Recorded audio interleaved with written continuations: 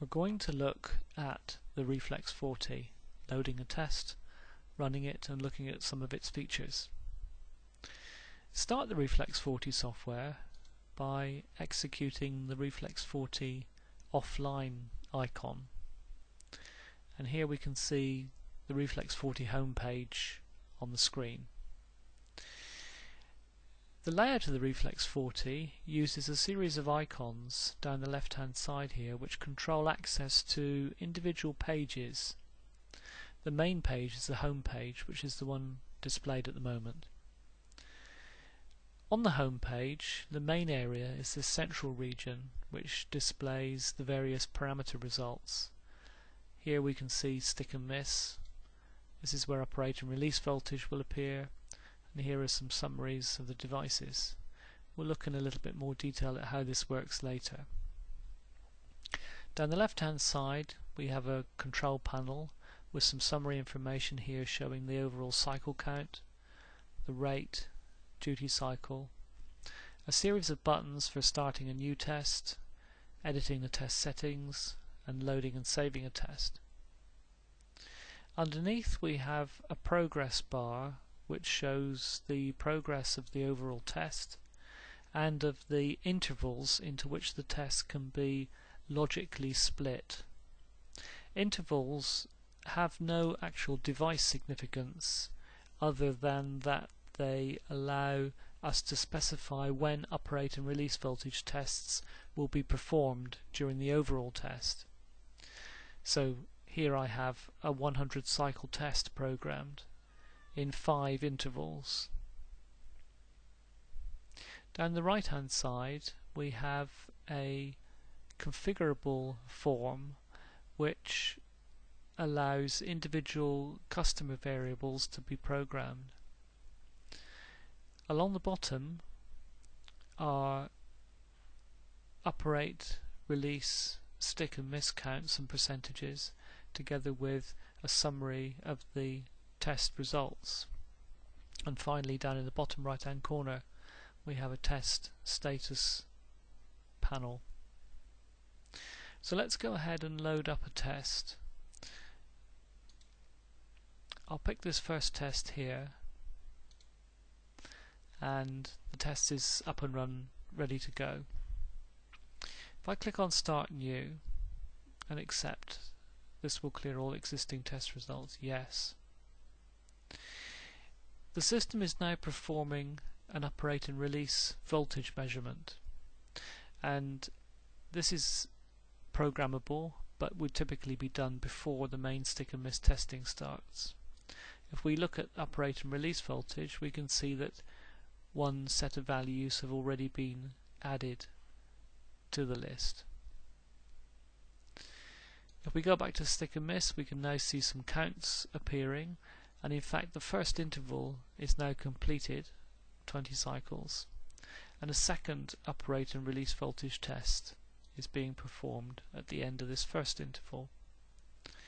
When the test completes, you'll now see that we've got 2 operate and release test items available to us here. Again, the test continues. We're now at the end of interval 2, and again we're measuring operate and release voltage. So far we're halfway through the test, and you can see here that the cycle counts are displayed by each contact together with stick and miss counts, and operate and release voltage is also displayed in a similar way by individual contacts. Typically contacts are grouped into devices, and that's the purpose of the naming convention and of the colouring. The colouring groups together like contacts, for example contacts that all belong to the same device, and the naming is also used to support that. You'll see here the first 4 contacts are called R1.NO1, R1.NC1, NO2, NC2. So this indicates that there are 4 contacts belonging to one device device R1.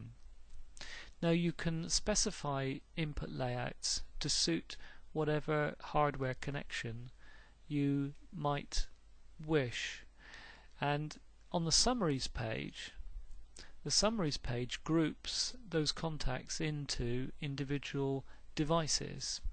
So where stick and miss and operator and release voltage detail is showing every single contact of the 16 here, the summary is just showing the 4 devices that make up that 16. Okay, so the test is now completed. It's failed because we've programmed that there should be arbitrary stick and miss failures. You can see the 1s and 2s here, and they show up here on this summary screen. So that's a typical test completed, and the test has been saved so that we can reload it again later.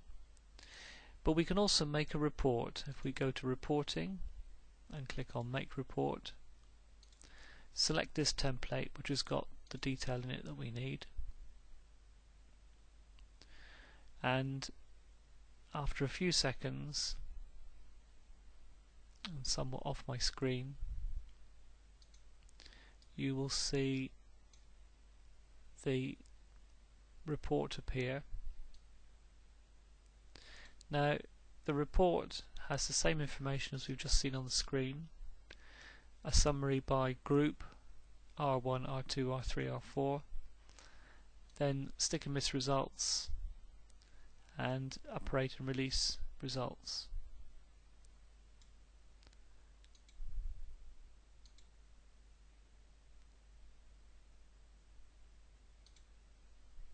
Okay, let's look at customizing the test. If we want to make a change to the hardware input layout or the test parameters, we click on settings,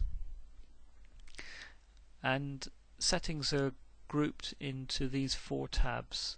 Basic settings are total cycles, cycles per second, and total intervals. Typical contact times specifies how long you expect it to take for a contact to close and to open. We use that information as a rough guide when you set the stick and miss windows, and also we use it for knowing how long to wait in operate and release measurement before we move on to the next step. But we don't need to know these values particularly accurately. As long as they're slightly pessimistic, that's fine.